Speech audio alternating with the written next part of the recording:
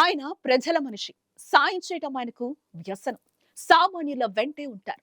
ప్రజలకు ఏ ఆపదొచ్చినా తానున్నానంటూ ముందుకొస్తారు. ఇతోధికంగా సాయం చేస్తూ ప్రజలందరికీ అండగా నిలుస్తున్నారు. ఆయనకు కార్మికులంటే ప్రాణం. గుండెల్లో పెట్టుకుని చూసుకుంటారు. ఆయన చేస్తున్న సహాయానికి ప్రజలు ఫిదా అవుతున్నారు. ఆయన సేవలకు సలాం అంటున్నారు నియోజకవర్గ ప్రజలు. ఇంతకీ ఎవరా నేత? ఎవరి గురించి ఇదంతా అనుకుంటున్నారా? అయితే ఈ జనసేనకుడి స్టోరీ తెలుసుకోవాల్సి. ఆయన వేల కోట్లకు అధిపతి, లక్షల మందికి ఆశాకిరణం, మానవ సేవే మాధవ సేవ అంటున్న బలరామకృష్ణ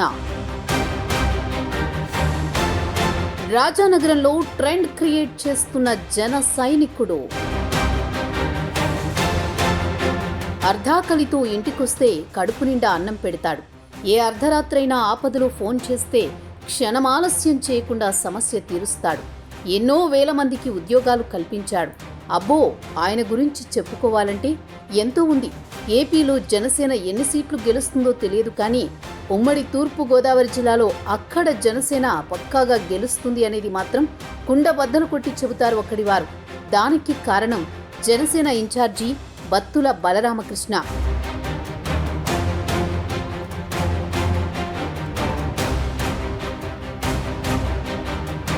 పదవుల కోసం కాదు, పవర్ కోసం కాదు, అభివృద్ధే తన అజెండా అంటూ తన మార్కును చాటుకుంటున్నారు బలరామకృష్ణ. ఎన్నో వేల కోట్ల అధిపతి అయినా ఆయన ఏనాడూ తన పవర్ చూపించలేదు. స్వతహాగానే తన కంపెనీలలో ఎంతో మందికి ఉద్యోగ అవకాశాలు కల్పించారు. అంతేకాదు, 3 మండలాలున్న రాజానగరం నియోజకవర్గంలో 3 అంబులెన్స్ సర్వీసులను నడుపుతున్నారు. అందులో కూడా దాదాపు 10 మందికి ఎంప్లాయ్మెంట్ కల్పించారు. అంతేనా, మొన్నటి వరకు కొట్టుకు చచ్చిన నేతలు సైతం ఆయన ఇన్ఛార్జిగా వచ్చిన తర్వాత అందరూ ఏకతాటిపైకి వచ్చారు. ఇది చాలదా? ఆయన అంటే అక్కడి వారికి ఎంత గౌరవమో, ఆయనపై ప్రజలకు ఎంత విశ్వాసమో.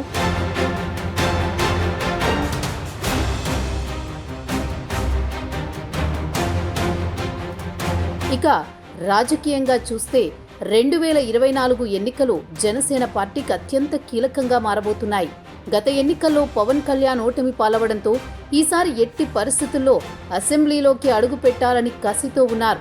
అంతేకాదు, వచ్చే ఎన్నికల్లో అత్యధిక స్థానాల్లో జనసేన పార్టీ అభ్యర్థులు గెలిచి కింగ్ లేదా కింగ్ మేకర్ కావాలని పవన్ కళ్యాణ్ వ్యూహాత్మకంగా అడుగులు వేస్తున్నారు. ఉమ్మడి తూర్పు గోదావరి జిల్లాలో జనసేన గెలుపొందే స్థానాలపై జనసేన ఫుల్ ఫోకస్ పెట్టింది. ఇందులో భాగంగా రాజానగరం నియోజకవర్గంలో పాగా వేసేందుకు జనసేన గ్రౌండ్ ప్రిపేర్ చేస్తోంది. ఈ నియోజకవర్గం నుంచి ప్రముఖ వ్యాపారవేత్త బత్తుల బలరామకృష్ణ పోటీ చేయనున్నారు. వ్యాపారవేత్తగా, ప్రజాసేవకుడిగా పేరుగాంచిన బత్తుల బలరామకృష్ణకు ప్రజల్లో మంచి పేరు ఉండడంతో ఈసారి రాజానగరం జనసేన ఖాతాలో పడే అవకాశం ఉన్నట్టు తెలుస్తోంది.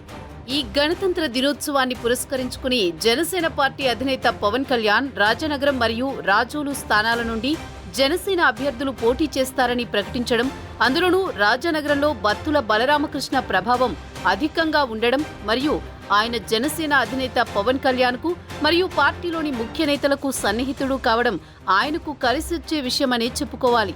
రిపబ్లిక్ డే రోజున నాకు ఆర్ అక్షరం బాగుందనిపించింది. రిపబ్లిక్ డే RRR లాగా రిపబ్లిక్ డే రోజున రాజోలు రాజానగరం సీట్లు నేను అనౌన్స్ చేస్తాను. సో ఈ రిపబ్లిక్ డే రోజున అందరం బాగుండాలి, అద్భుతాలు జరగాలి మనస్ఫూర్తిగా కోరుకుంటూ, రాష్ట్ర ప్రజలకి బంగారు భవిష్యత్తు జనసేన తెలుగుదేశం ప్రభుత్వం ఇస్తాయని మనస్ఫూర్తిగా కోరుకుంటూ,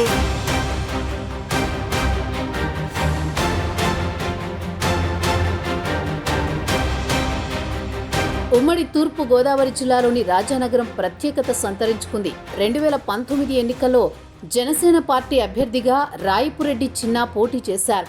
వైసీపీ జక్కంపూడి రాజా చేతిలో ఓటమి పాలయ్యారు. అనంతరం జరిగిన రాజకీయ పరిణామాల నేపథ్యంలో రాయపురెడ్డి చిన్న వైసీపీలో చేరారు.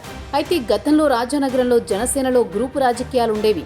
అయితే జనసేన పార్టీలో పనిచేసిన వారు పార్టీ వీడడంతో గ్రూపు రాజకీయాలకు చెక్ పడినట్లయింది. వచ్చే ఎన్నికల్లో జనసేన అభ్యర్థిగా బత్తులనే గెలుస్తారని టాక్ సైతం వినిపిస్తోంది. ప్రస్తుతం నియోజకవర్గం వ్యాప్తంగా జనసేన పార్టీ ఏకతాటిపైకి వచ్చింది. మరోవైపు బత్తుల బలరామకృష్ణ అందరినీ కలుపుకుని ముందుకు వెళుతుండడంతో ఊహించని రీతిలో ఆయనకు మద్దతు పెరిగింది. దీంతో జనసేన ఖాతాలో రాజానగరం పడే అవకాశం ఉన్నట్లు తెలుస్తోంది.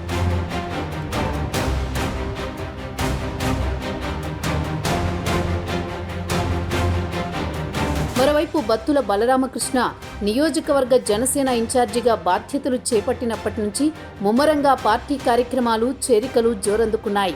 బత్తుల దంపతులిద్దరూ నియోజకవర్గంలో విస్తృతంగా పర్యటిస్తూ ప్రజా సమస్యలను తెలుసుకుంటున్నారు.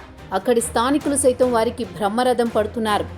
ఇక్కడ టీడీపీకి బలమైన నేత లేకపోవడం కూడా బలరామకృష్ణ గెలుపుకు దోహదపడుతుందని పలువురు రాజకీయ నేతలు అంచనాలు వేస్తున్నారు.